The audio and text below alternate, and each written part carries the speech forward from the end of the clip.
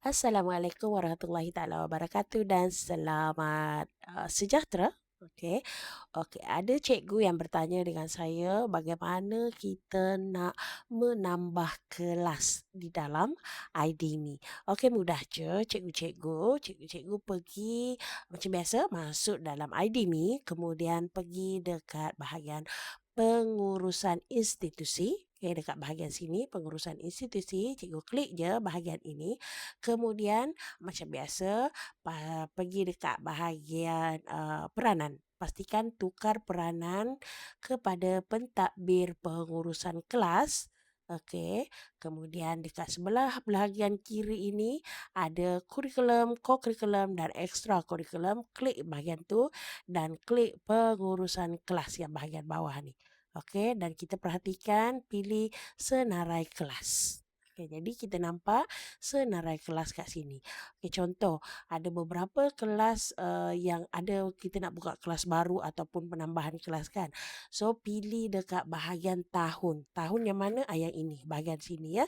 Ini nama kelas. Okey, jadi kalau nak menambah apa-apa contohlah prasekolah ni kita nak buka kelas baru. So kita kena tambah dekat bahagian sini.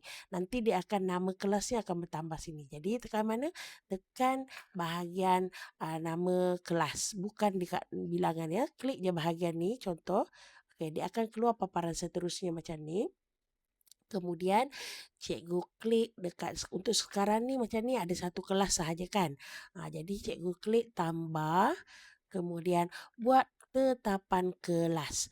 Tahun bila, prasekolah ke, lepas tu sesi pagi ke, petang ke, lepas tu letaklah nama kelas kat sini. Lepas tu kemudian klik simpan. Okey, dah selesai, dah berjaya dah. Okey, kita tengok dia akan berada sebab ni saya tak buat. Dia akan bertambah dekat sini, sebelah sinilah. Okey, kalau masih kelabu lagi tu buat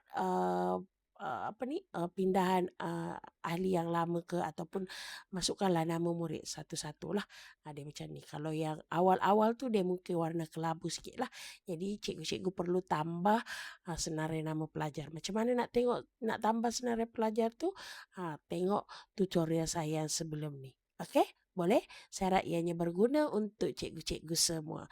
Selamat mencuba. Assalamualaikum.